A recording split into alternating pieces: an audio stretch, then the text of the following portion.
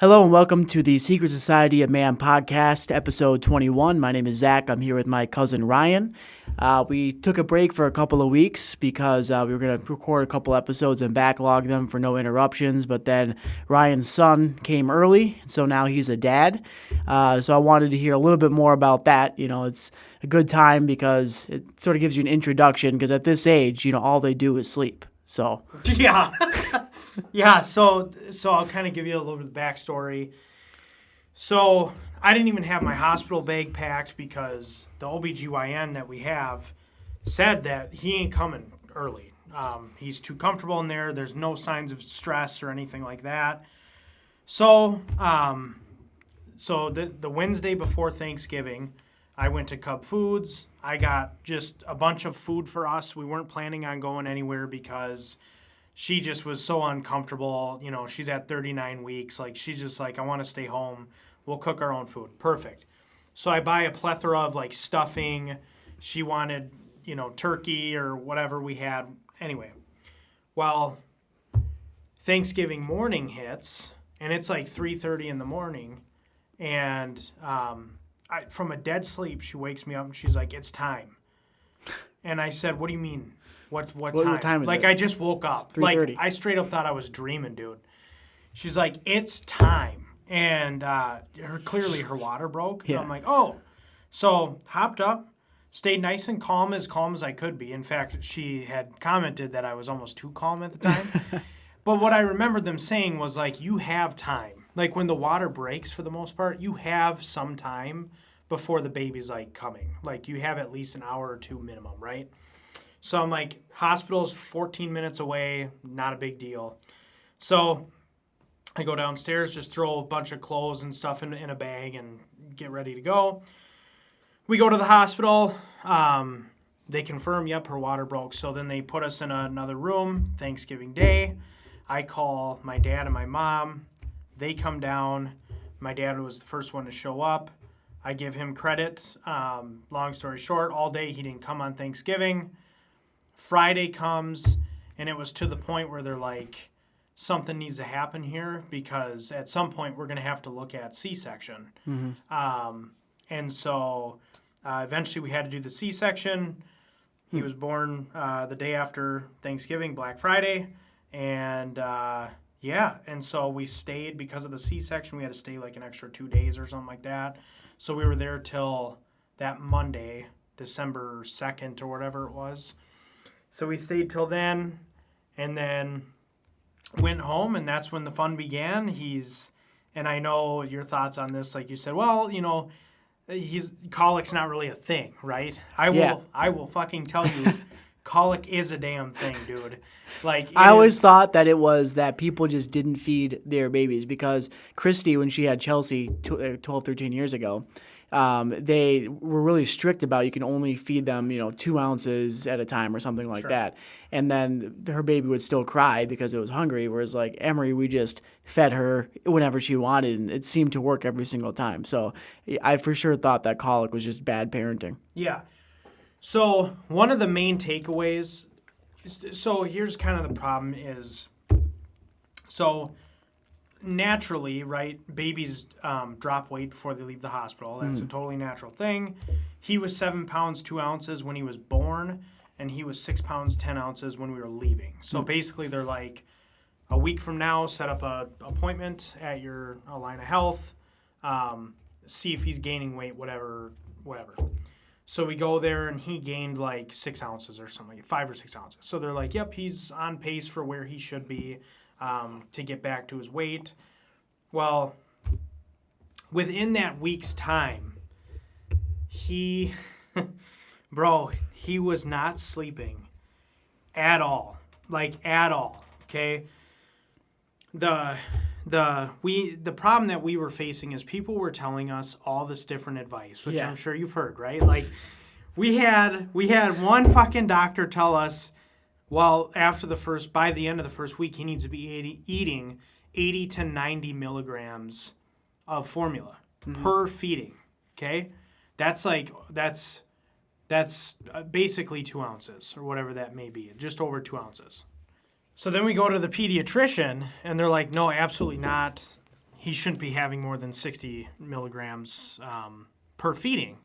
And she's like, in fact, part of the reason why he may have been pissed off all the time is because you are essentially force feeding him all this food, right? Like, even when he's pushing it away, we're like trying to like jam it in his mouth, you know?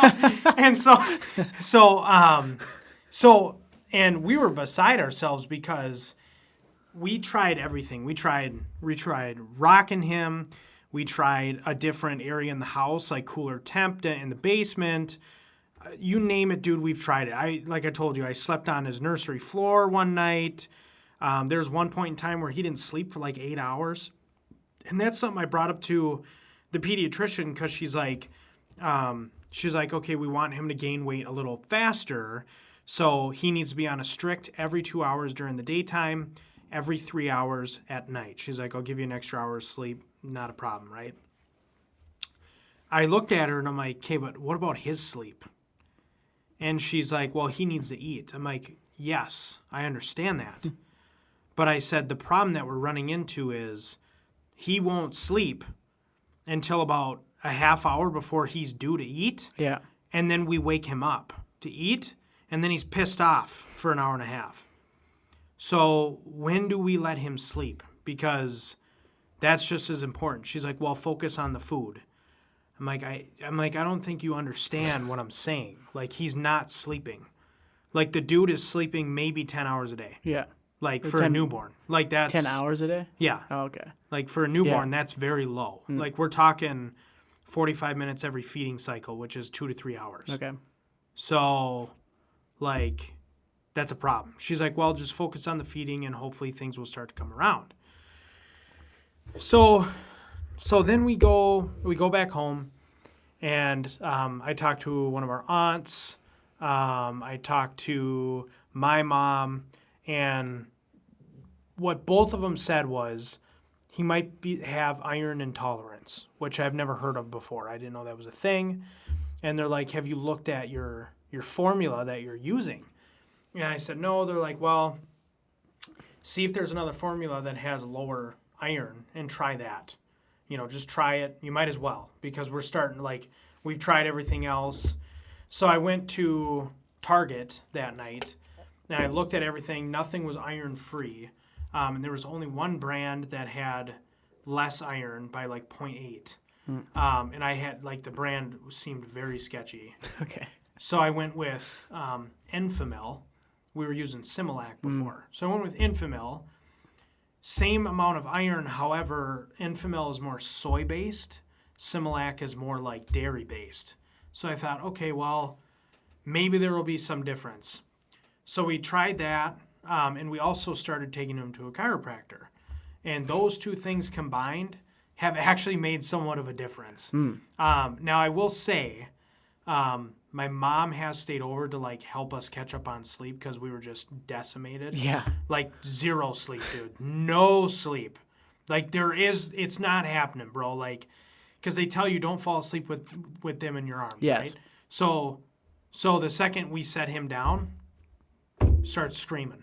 So how come you couldn't get 4 hours of sleep if you go and, like, sleep downstairs and then she's upstairs with the baby? Like, right. No, yeah. So we have done that, but there are times where we're like, we need a break. Like, one of us will wake each other up. Like, it's to the point where it's like, my head is going to explode. There is no stopping of screaming. Right. Like, I guess that's the difference. Yeah. Because when I was thinking of how we did that, you'd wake up and that's shitty, but you're kind of chilling because the baby is chilling. But if it was just nonstop screaming, I would want to kill myself. Yes. So we've tried, but it's so exhausting. Like, it takes so much out of you. Yeah, I can imagine. And, you know, I was texting your sister, and I told her, like, I keep telling my wife this, like, what a cakewalk. If our next baby doesn't have colic, what a cakewalk that'll be. Like, I have no problem waking up and feeding it and putting it back down. Like, dude, that's like, that's easy. You know what I'm saying? What's funny is you were reaching out to my sister Veda for like some sort of like what's the word, like companionship in this suffering, you know? Like what do you do like in this situation? And she's having the most like angelic picture perfect social media influencer pregnancy, and like from the pregnancy she never got sick or anything all the way to when their kid was born. I went over there yesterday and I was like, where's your baby? And it was over there in the corner, but it just like sits so still and quiet. I didn't even know the baby was there. Yeah, not ours, dude. Ours was up. Ours was up for. So here's what happened. So last night he was pretty fussy. And let me go back. So my mom made a point. She said, try really hard to burp him all the time. So she's like, it very well could be gas. She's like, it's like one of the number one things why babies get pissed. So essentially, anytime he's fussy, we literally like pat his back for like 10 minutes. Okay. Sometimes we get stuff out. Sometimes we don't. What we're learning right now is a lot, like if he's very fussy, a lot of it is he needs to shit. And he will, like he did today. So for example, last night, normally my wife likes to do the first shift. Normally she'll take like 8 to midnight or 8 to 1, and then I'll take like 1 to 6 or 7 in the morning, okay? So we each get like a good amount of sleep. So except this time she's like, nope, you take first shift. I need some sleep. Perfectly fine. So from 8 o'clock till midnight, he did not sleep a wink. I've tried laying him down several times.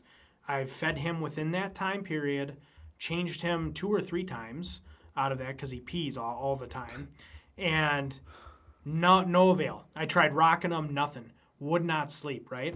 So 1:30 comes around, and I was going to wake her up at 2, but I was just beside myself because he was so fussy. Like one of those where like you're holding the baby, but he's like pulling away and like moving this. You can't. Like there's no like resting. It's just he's constantly moving. So I wake her up and I'm like, hey, like, I'm sorry to wake you up a half hour early, but I need a break. Like, he's not sleeping. I don't know, like, what else to do. He's been fed and everything.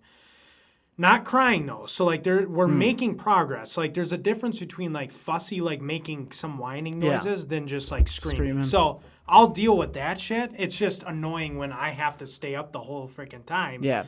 So she wakes up and... he's eating and stuff like that. He's normal peeing or whatever, but he hasn't taken a shit yet. All day until I left for this podcast at about 5-ish today in the afternoon, he took a massive shit.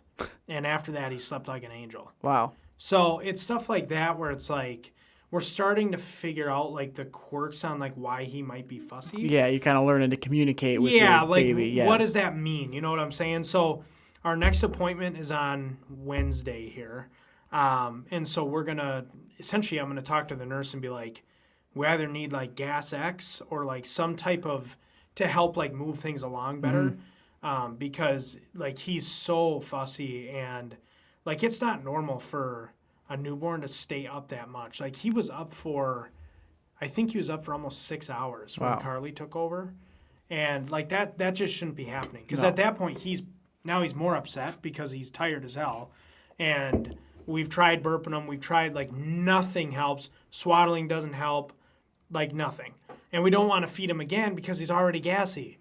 You know what I'm saying? So you're just adding to the problem.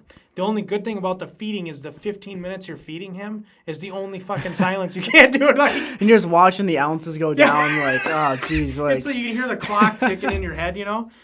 But... other than that, like I said, though, we are making leaps and bounds. Like, we are making progress. It's just tough. Like, and the chiropractor told us, like, yep, he's definitely very tense up in his shoulders and, like, spine area near the top or the back of his head. So all they do, like, it's not like you see in the movies where they, like, crack the neck and stuff. Yeah. With babies, they literally lay them on a pillow. And they just, with their fingers, they just move it like they're playing the piano. There's no, like, no. You don't take him by the head and throw him in the air. Yeah, there's no. It's very gentle. Okay. And he does really well after. But yeah, man, it's It's been rough, dude. It's been rough. Like, I just try to think about how different would my experience have been as a first-time father if I had to deal with that. I was somewhere in between your experience and my sister's experience. I think I just had a normal experience. Sure. And I was like tired or whatever, but ultimately, you get through it. It wasn't that bad. But I mean, how long did it take for you to just sit there like what have I done? Like, I made a huge mistake.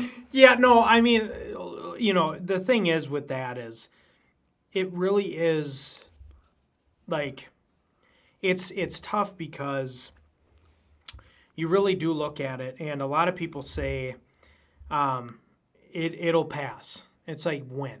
Because every day feels like it's 3 days. You know what I'm saying? Like the longest hours, dude. Like it's just like 10 minutes of screaming seems like it's just an hour, dude. And there's nothing you can do. You don't want to watch. You can't watch a TV show when he's screaming because you're blaring the TV. You're gonna wake the wife up. Yeah. Cooper's pissed. My dog's looking at me all the time like, what the hell? The second he sleeps, bro, that's premium time, right? So I'm literally walking around the house like on tiptoe. Yeah. because so I'm afraid to play TV then because any type of like I started getting into The Boys on Amazon. I don't know if you ever heard of that. I have. Yeah, so started watching The Boys. So anytime there's like a big action scene or like something loud, my volume is so low that I can barely hear what they're talking about, just so I'm prepared for if an action scene pops up. The other issue that we have is the startle response. When he has that startle response, he fucking wakes up.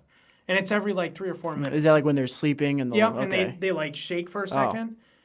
And so then I'm like, shit, No, I definitely haven't had the whole like I regret all my decisions. Yeah. But I've had the whole like how long is this gonna go? You know what I mean? Like is this there an is end a in long, sight? correct. Like Aunt Anne Marie, right? She was telling me like her firstborn Jacob definitely had colic. And she was talking about just how she straight up said like I'd never wish that on my worst enemy. I now see what she means because there's just something about it's just you can't communicate with this person. Yeah. Right? So it's like you're holding this thing what and do you're you like, want? yeah, what do you need, dude? Like, what do you need? Because there is nothing else we can do. And the problem is he's also too young to leave him, right? Yeah. So like at 6 months, like if they're throwing a tantrum, you let him cry. Let him cry. They're gonna pass out at some point, right? No, you can't do that. Like our pediatrician's like, no, like maybe 20 minutes, but like you have to get him after that because he's still in the stage where like he needs to know that security's there. Yeah. So it's tough because it's like, I mean, there's definitely been times where we've like left him in the room. We had to go downstairs for a second and just like watch half of a show, like just take a breather. Yeah. You know what I mean?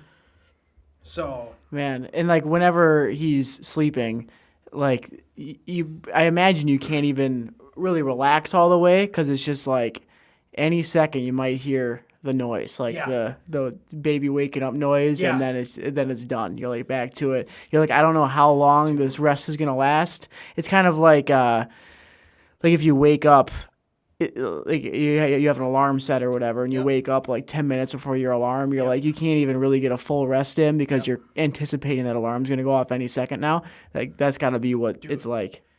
And like your hearing is just pinpoint, right? So like when I'm sleeping on the floor in his nursery. And I hear like shuffling in the sheets. My eyes like go wide open, and I'm just praying to God that he doesn't get up. Or like babies will sometimes obviously like make noises. Like, sometimes they're almost talking or almost even like crying in their sleep a little bit. And I just pray, dude. I'm just sitting there and I'm like, please God, like continue to sleep. Like, please God. And so we're getting better.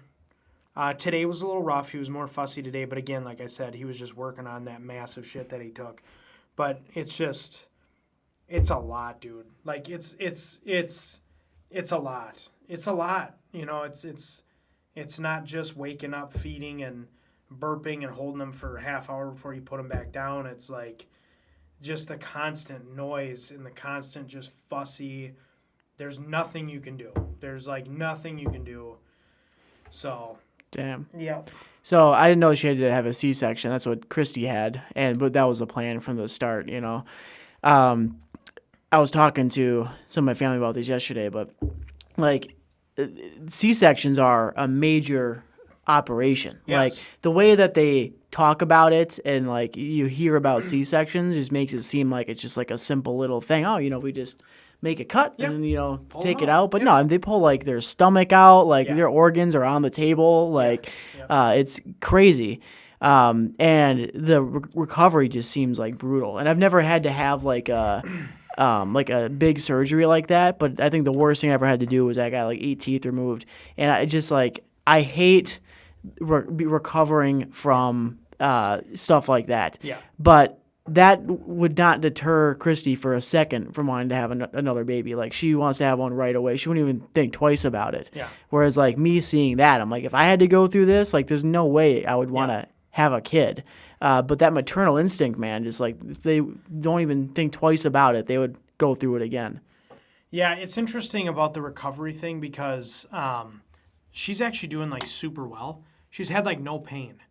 So, like, zero pain. Like, she's been taking a couple ibuprofen. Yeah. But no oxys or anything like that at all. And she's doing just fine. Very minimal pain. She's walking around just fine. No issues. But we have heard, like, we have a family friend of ours who did have one. And she was essentially bedridden for, like, 2 weeks before she could even, like, really get out of the bed without assistance. That was not her. So okay, that's good. So I don't know what they did, but they did a great job because, like I said, she had minimal pain and stuff like that. But you know, at the end of the day, you know, it's all good. He's getting older. He's at 2.5 weeks now, so we're starting to. Each day he's starting to hopefully age out of some things that are just been issues and stuff, and we'll see, man. We'll see. I don't know. Yeah, well, congratulations, bro. Yeah, I seems like it'll be getting easier pretty soon. I hope so. I mean, was there ever a time in the initial stage where it was like, wow, like this is hard, or like any, you know what I mean? The hardest point was like right away before we had figured out to take shifts and like split that burden. There was a time when we would both be getting up sort of in the middle of the night, and so neither of us were getting good sleep. And it was like my daughter was born the last day of November, and I think we had like a Christmas thing like 2 weeks after that or whatever. So we were doing like a dice game, so I had to go and like buy gifts, you know. So I was down in Stillwater, and I had to use a crosswalk. And so I hit the button, and usually, like, you jaywalk, right? So, sure. Like, you usually don't wait for it if there's not really any cars coming. Like, you'll just, you know, take your opportunity. You look both ways, and, like, you make a judgment. But I was, like, looking both ways, and I saw that there was a car, like, off in the distance, like, coming my way. But I realized that I could not make any calculation of whether or not I could cross in time safely. Like, I couldn't judge how far away it was and, like, if it would be safe for me to cross right now. And that's when I first realized, I'm like, holy shit, I am tired. Like, I don't even have this cognitive function right now to cross the street. I better wait for the light to go and tell me when to go. And then shortly after that, we figured out to take the shifts, and, like, that's the way to go. Like, there's no reason for both of you to just be miserable if you don't have to be. Right.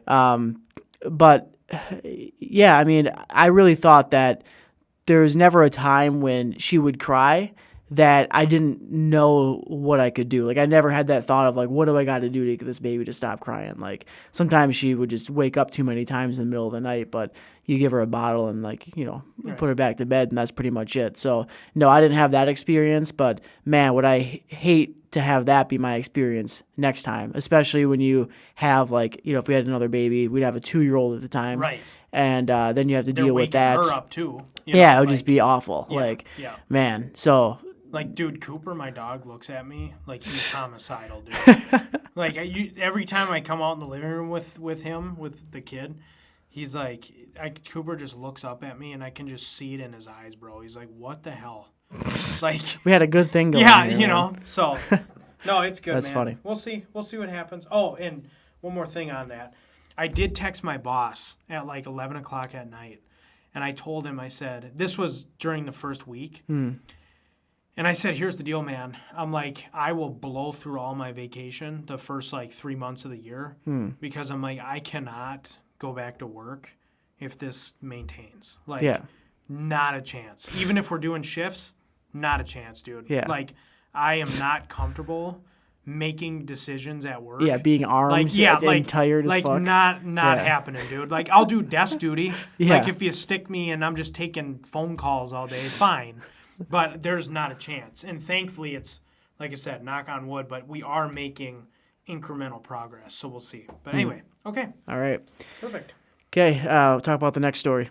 Yeah, so the next one is, one of the bigger ones, and we can talk about, did you hear what happened today?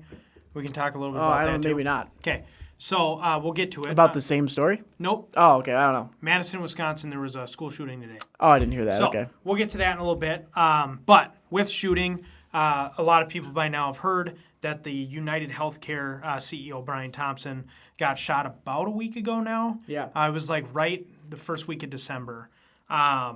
He got shot in the back. You can see he was like going to some plaza in New York, like a hotel or wherever it was, meeting place. And you can see the shooter almost like in a movie. Like he's coming up and he's lining up the shot. And from what I understand, he took 2 shots, one in the back or in the knee or something. Either way, it was fatal. He died from the 2 gunshots. Person fled, finds a backpack in a nearby park, whether it was Central Park or wherever. They found the backpack, and eventually, after searching probably, about 24, 36 hours, somewhere in there, they end up finding this guy, Luigi Mangioni or whatever his name is. And essentially, he's like the main suspect at this time. So my question for you, and obviously tell me like when you first saw this story, my question for you is, have you seen these people saying he's innocent and stuff? Like, have you seen that on social media? Like, he's an innocent man and like this is rigged and all that stuff. Like, where's that coming from? You know what I mean? Well, there's sort of 2 different schools of thought. Some people just think he's innocent in the fact that what he did was morally justified, and so we can talk about that angle a little bit. Yep. But then some people think that he's innocent in like this is a psyop, like he was set up, like framed. Yeah, exactly. Like he was framed. And I don't know. It's hard to say. I mean, I think the one piece of like evidence to say that he was framed or he's just like basically a patsy for like a bigger operation is just how convenient it was that he was somehow recognized in a McDonald's. Because, like, if you see the original photos they put out, like, this is the suspect. When he had the mask on, he had his jacket on and everything. It's very grainy. You can't really see his face. The only skin showing really is his hands, right? And then you see the photo of him eating at McDonald's where his face is clearly showing. Like, how does somebody that's seen the news and seen those CCTV photos look over at this guy eating a double quarter pounder and say, oh, that's the guy from the pictures? Like, it doesn't look anything like him. Like that's him. Yeah. Like, oh, he has the same forehead, you know? Like, the only thing is this guy's got some powerful, like, eyebrows. He's got very unique, like, eyebrows, you know? Yeah. So, like, that's the only thing. But that seemed like a super long shot. Now, that could just be that this was like one tip amongst like 1,000 that just happened to be right, and they were all just as baseless, but this one happened to be the correct one. And then when they do find him, he has a backpack that has his manifesto and the gun and the casings and everything. Like, it had all the evidence right there with a note saying, I did it and I acted alone. So it's like, it's weird that he was able to commit this murder just like so obviously, get away with it, and then he just happens to be found at a McDonald's with a bag full of evidence. Like, so in that way, it seems like a cover-up for something, and so that's where that narrative's coming from. Okay, because I've been seeing, like, dude, wild, man. Like, I saw this one person, they're an atheist, but I saw this one person posted on Facebook. It's like a picture of Jesus, and Luigi's like kneeling down, and Jesus had his hand on his back, and he said, "Don't worry, people called me guilty too at one point." Okay. And I'm like, oh my God. I'm like, that is insane, dude. Like, that's wild. And so, saw some of that. Now let's talk about, well, do you have anything about the initial story? Otherwise, I can go a little bit more into what we were talking about, justified or what. Yeah, I think that is pretty much it for like the facts of the story so far. He's got like a really high-powered attorney, Yes. and I believe that the attorney that he has is married to the attorney that's representing P. Diddy.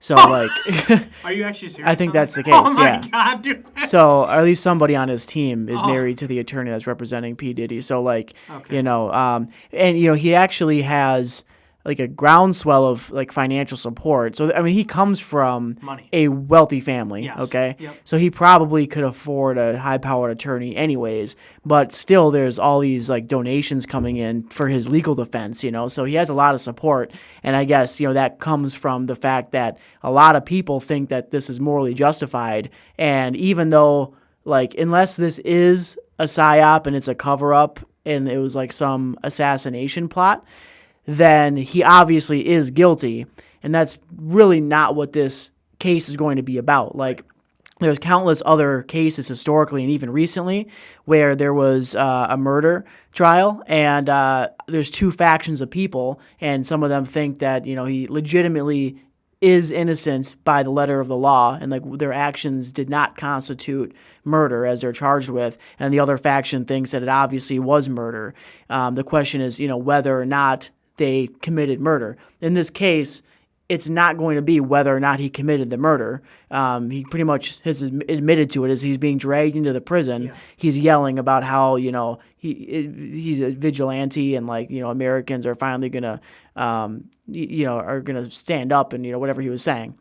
But this is going to be more about whether or not it was morally justified rather than did he actually do it. It seems like an open and shut case as far as the charges are concerned. Sure. Okay, so we'll go into the whole kind of the what you would call a motivational piece of him killing Brian Thompson. So it sounds like Luigi had like some type of history with like injuries or like back issues, some type of chronic pain that's been going on. United Healthcare, which is Brian Thompson was the CEO of, has the highest denial rate for insurance coverage. They're at in the high 30s. I think it was either 36 or 38%. The league standard, or the industry standard is like 16%. Yeah, so it's like double. So they're more than double. The worst behind, or the second to worst, was Medica at like 27% or something like that, which I have Medica, so that's awesome. But it does make you wonder, like, you know what it reminded me of, dude, was, you ever seen Saw? Yeah. Okay. It reminded me of fucking Saw, dude. Like, where like he took like some health insurance guy, and basically he puts him through these trials where all these people he denied coverage on, basically he has to make the choice to kill himself or kill the patient. That's what it reminded me of, was like, this guy is like, morally, he's in chronic pain. He's been denied probably several times, is my guess, why he was angry at United Healthcare. And he thought that this was the way to go about it, which obviously we don't condone killing people. But that's what he thought. And surprisingly, he wasn't even covered by United Healthcare. So that was definitely the narrative that they shot out at first. So I didn't was know like, that. this is like a personal revenge where Sure. like, well, at first they were saying that it was likely like a family member was let to die because of lack of coverage, but then I think that's just completely fabricated.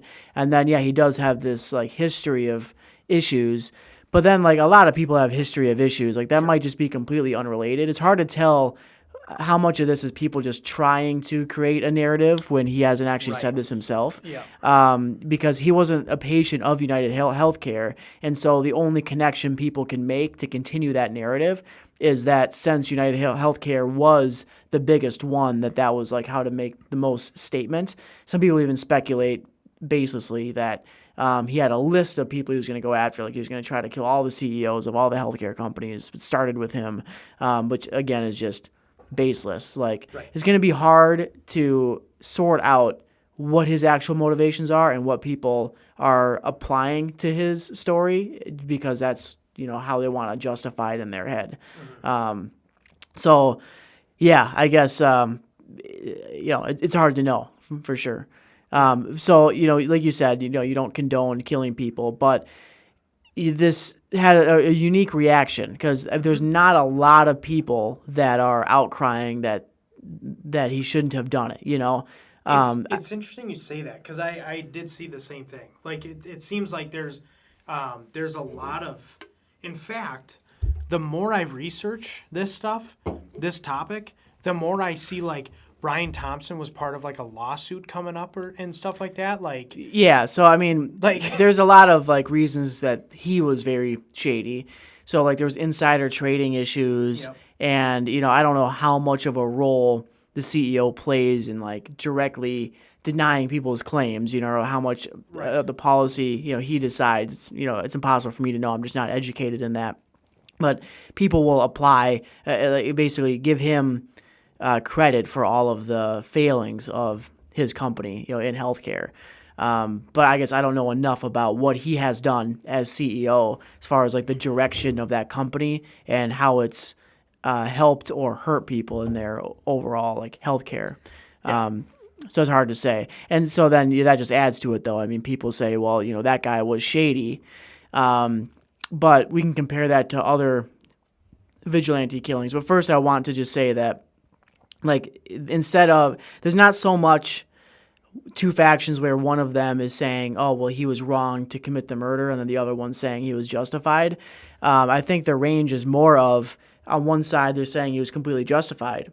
But then on the other side, like, the least amount of support that he gets is that people just say, well, he shouldn't have done it, but I understand, right. There's not a lot of people that are outright saying that he was completely in the wrong. And my first reaction to it was, oh, well, he is in the wrong, and that's, not how we should handle things. But then I try to see the other side of it. And at the end of the day, throughout history, violence has done a lot to do good things for the world. I mean, this country is founded on, violence. At the end of the day, it was a group of people that decided, fuck Britain and started killing people. But there was enough outrage and hatred towards Britain that it had enough support to legitimize it.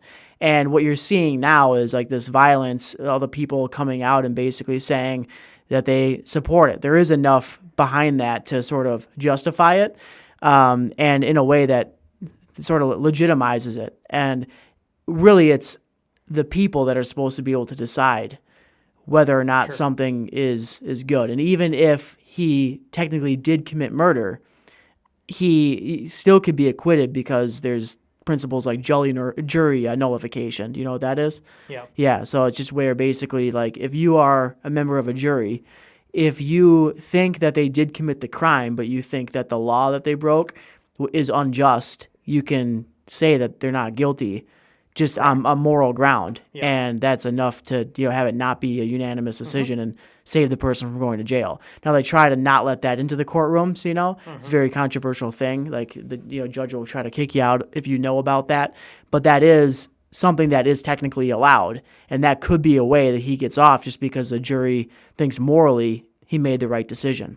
Ultimately, this is a piece of gun violence, and there's a lot of people that think that guns should be banned and that it causes too much hatred or too much harm. But those same people are kind of the ones that are in most support of this particular gun violence killing.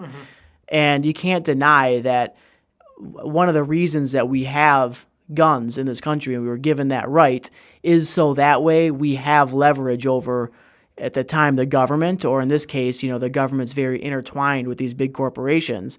And they have all the systems in place and all the resources and the money to screw people over day after day and ultimately decide the fate of people's lives through the healthcare system and deny people coverage and claims.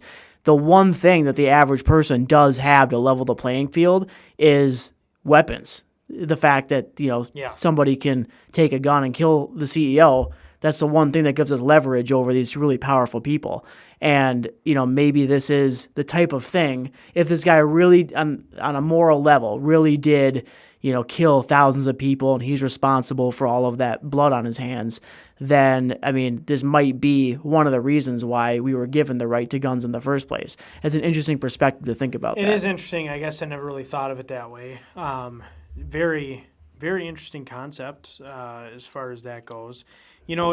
What else is interesting too is like that gun was a ghost gun. So like it's 3D printed, right? Yep. So I think he made it. He either made it or someone made it, and then obviously sold it to him or gave it to him, whatever it may be. So there's a lot of issues, and I know in the past we've talked about like guns that way and stuff like that. But either way, what is interesting is kind of the whole reason how capitalism works is the people are what drive your business, right? So if everyone knows, like, if you want to hurt a rich person, like, you hurt their pocket. Like, that's the best way to do it. Like, it's from the movie Dumb Money. I know we've talked about it before. GameStop's dying. People get rich off of stocks failing because they bet on it or whatever they're doing. And the guy ended up rallying a bunch of people and bringing the GameStop up, which caused a bunch of, like, people to lose, like, hundreds of millions of dollars, which is a great movie on Netflix. Check it out. But it makes me wonder, like, if people are that, like, yeah, well, that guy deserved it or something like that, don't go to United Healthcare anymore. Like, at some point, if they start losing customers, they're going to have to do something about it because they're losing a ton of money. Like, what I mean? Like, I think that principle does apply in a lot of cases. Like, for something a little bit less consequential, like video games, like a lot of times people complain about the shady practices of like microtransactions and things like that, and people get upset about that.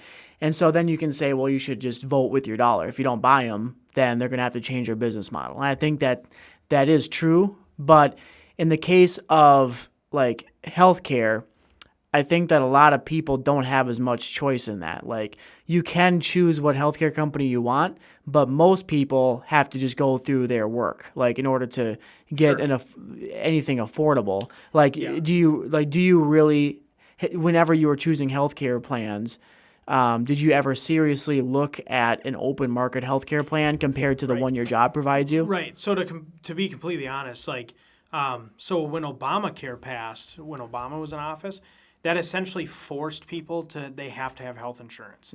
I remember that because I know of a family member on not our side, but the other side of mine, where essentially they were essentially threatened that they would have to pay a fine of not having health insurance at all. So they wanted to go without it because they were paying like $2,200 a month in premium health insurance, and they're like, well, we'll just take our risk and pocket that cash and just assume that we go to the doctors 8 times a year.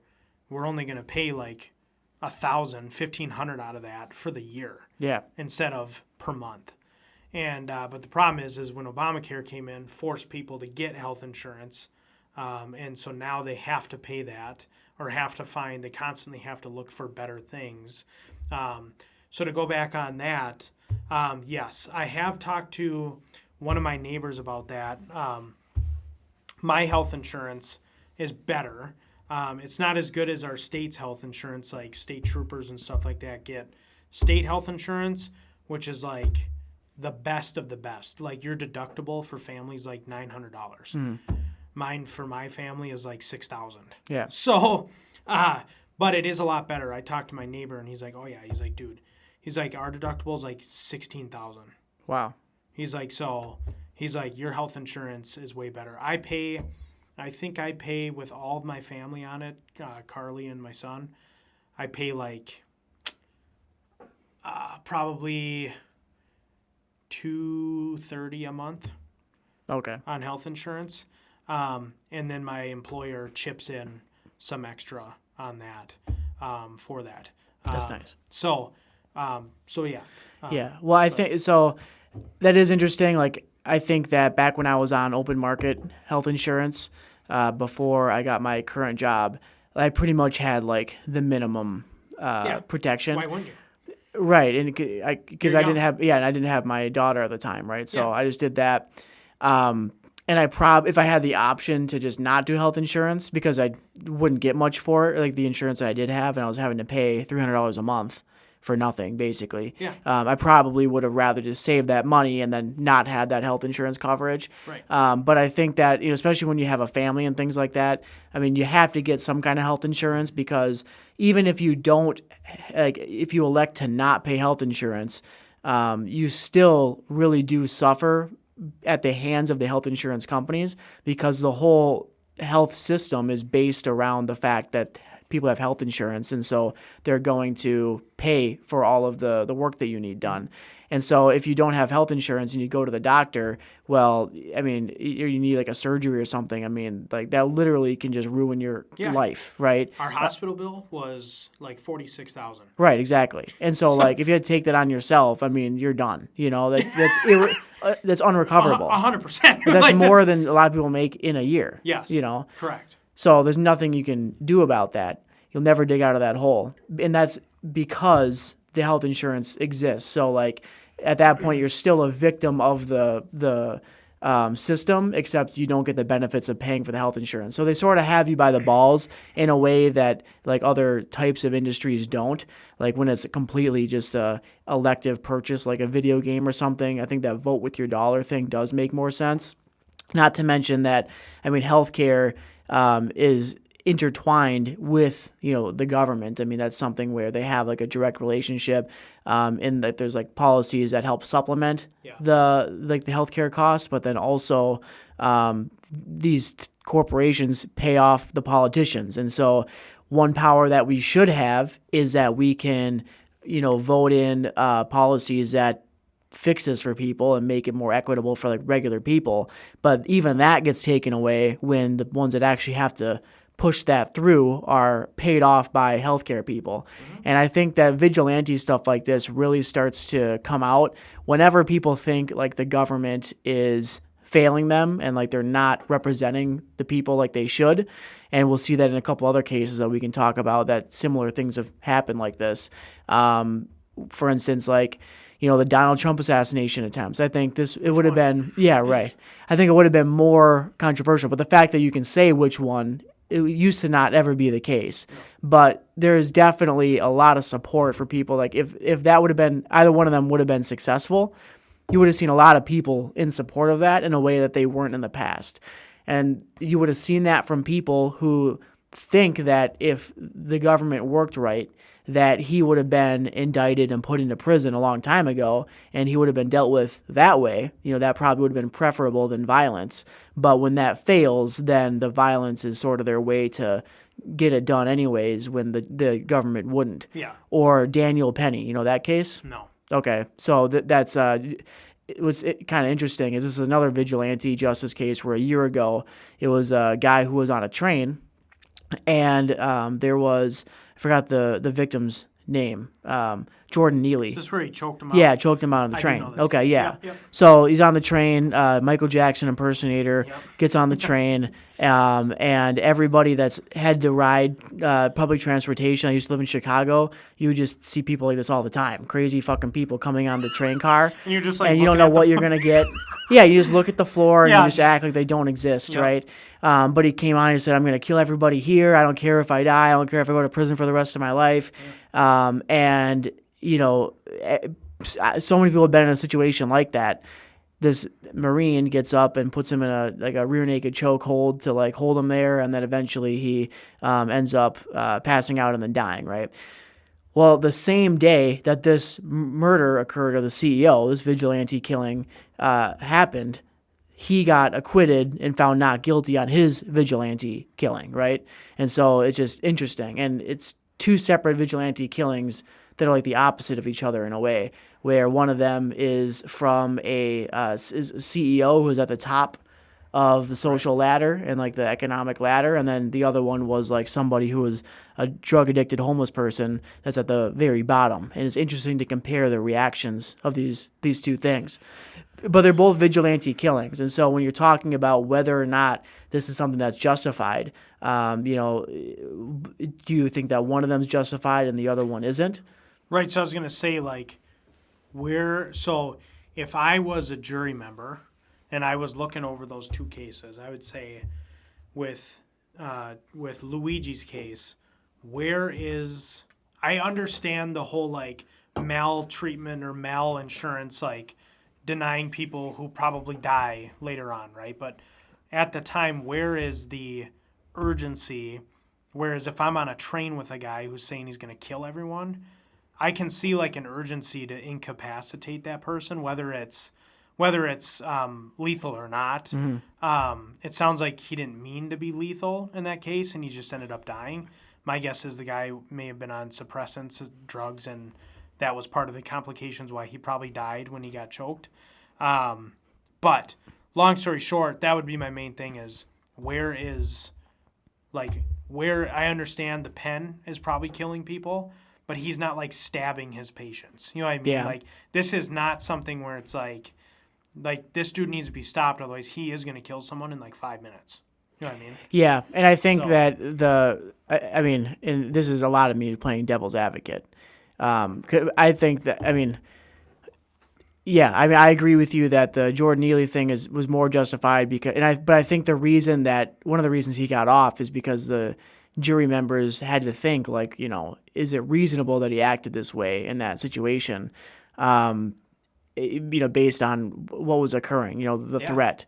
But I think you could make an argument where if you believe that the CEO was responsible for the deaths that are occurring due to care being denied or all that suffering, then you have to think of it more like closer to that revolution analogy that I gave earlier. Sure. Where like if you have somebody that's in power, that is the president or something like that, that is like terrorizing their people, or you have like a dictator in some other country, right? Not even America, that is doing like a genocide or something like that, even though they're not killing people themselves, but they have these policies in place that are intended to hurt people for their own gain. Like, at what point is the line crossed where you say, well, this person's responsible for all this suffering, we got to take up arms against this person? And so I think a lot of people are seeing this as like a revolutionary act in a way, where they're like, they're using violence against a greater power, because that's the equalizer at the end of the day. Is like, we're all human.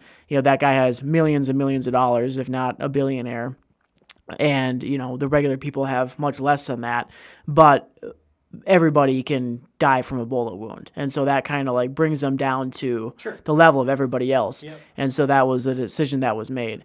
And I think that you can argue that more lives would have been saved by killing the CEO if he is responsible for those deaths, and like he is the one that can be held culpable for these things. We have to assume that's the case for this thought process, right? More lives have been saved by that action than by killing Jordan Neely, because even if Jordan did end up killing someone there, he might kill maybe one or two people on that train at most. But you could say that, this guy's killing 100 people a day or 1,000 people every month, And so that's the justification. And so it's an interesting thought process, because I think a lot of the people that agree with the Jordan Neely case probably are on the side that more disagree with this insurance CEO case. But both of them are similar and like have to be justified in similar ways. And so that kind of is like brings out hypocrisy in people, I think. Yeah. I mean, you saw the shockwave, like, who was it? I think it was Health Partners or something like that, because United Healthcare is from Minnesota. It's a Minnesota-based company. Mm-hmm. So I saw on like Care 11 or one of our local news stations was saying that a bunch of the other one, like Blue Cross Blue Shield, basically they're telling all their employees, like, don't show up before he was caught. Like, don't even come into work. Like, we're just closing down everything because we don't know what this guy's doing, or if he has an accomplice, or what his deal is, right? So it definitely has a shockwave to see. And even today, I read something where whoever's going to step into Thompson's place basically said that they are going to be more transparent on the denials of coverage, I guess. And another tangible effect that it had was right after that murder happened, Blue Cross Blue Shield reversed a recent policy that they made where they had a policy where now anesthesia had a time limit, so they would only cover anesthesia up to 60 minutes. And if what? And if you had to be under anesthesia for more than 60 minutes, then it would be out of pocket at that point. Oh my!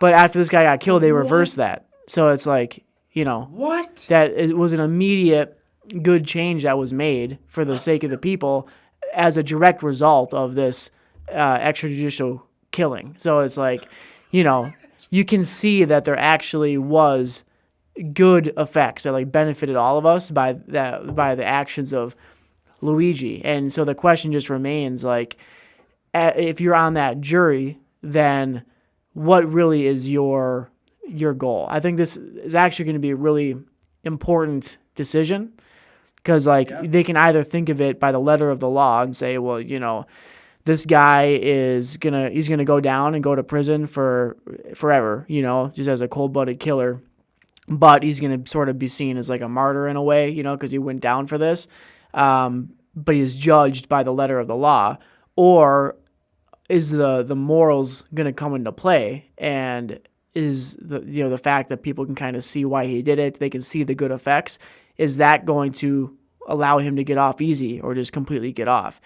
And I think that if he does get off, then that's really going to change the dynamic, because then that means that now you can kill people. You can kill CEOs Dude, they're gonna be as an act of protest against their policies. And that's going to mean that's going to bring more people, they will legitimately have to consider that.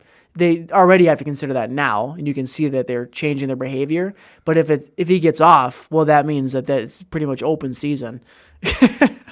I don't think that'll happen. Dude, there's too much money. This is where, things get sketchy, though, because, there's too much money in healthcare, and I think there's too much influence with the justice system to, let him get off completely. Maybe a lesser sentence or something. The attorneys could throw, 2 charges at it and be here's the lesser charge if you guys don't think that it's the most serious charge. Instead of 40 years, he gets 20. Yeah. Or something. You know what I mean? The jury might be more apt to be well, he killed him, but, we think it was more morally justified, so we'll do the lesser charge because he still killed a guy. Kind of like what happened with the Menendez case, where they ended up essentially saying, we're going to go for the lesser murder. It's called, what was it called? It was called, do you know that case? I know. I don't know what the result was, Okay, though. so that, do you mind if I tell you? Yeah, of course. Okay. Yeah. I don't know what the charge was. So in California, there's capital murder, which is essentially I walk up to you on the sidewalk, decapitate you right there, right? Yeah. Then there is a murder that is called, it's called unjustifiable defense or something like that, meaning, yes, you murdered somebody, but it's a lesser charge because you believed in the moment that you were defending yourself. However, with the facts, you were not in danger at the time. So you killed somebody, but you were not in immediate danger to defend yourself to a point of killing somebody. So essentially that's what they went for the Menendez. The attorneys are there's no doubt you murdered your parents. There's no doubt that happened, but we're going to try and get the unjustifiable defense or whatever it's called. And so they did, which is a lesser sentence. And I think the jury felt more comfortable doing that because there was past history of abuse with the parents and stuff like that.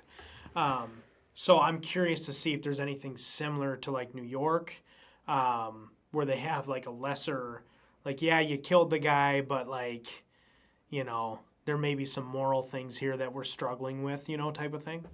So interesting. Yeah, I think regardless, the outcome is gonna. I think it's already had an impact, and it's gonna be interesting where that goes going forward. But I feel like there's been if there's a rise in this type of behavior where, I mean, violence is becoming the answer and it's like accepted by people, I wonder what sort of changes are going to come from that, from like the government. At some point, the government's got to see like, okay, well, people are just taking things into their own hands. Does that result in a tighter grip from the government to keep people in line? Heavier penalties, they're dead. Like, you know what I mean? If you get caught, like you're gonna die. Like there is no due process anymore. It's straight up like firing squad. You know what I mean? But then it's like in what cases does that get applied for? Because I mean, you have a case where somebody did get off, and some people literally argue that it's because it was a black person that died from Daniel Penny, that's why he got off. But then the CEO killer might not get off because that's like the ruling class basically, and you can't get away with that. And so it's going to be interesting to see where things fall and like what people are willing to accept and like what people aren't willing to accept, and how things are going to look, 5 years from now. Like it's probably not that's the sort of the thing with vigilante is like some people are always going to agree with what happened, but once you start going down that road and you open the floodgates, then things can get chaotic pretty quick because, no one's going to 100% agree with the vigilante killer. There's always going to be that controversy. Like, when is that okay and when is it not? That was episode 21. We're going to go back to weekly uploads, and we have shorts coming out every day on TikTok and YouTube. If you liked what you're listening to, subscribe, and thanks for watching.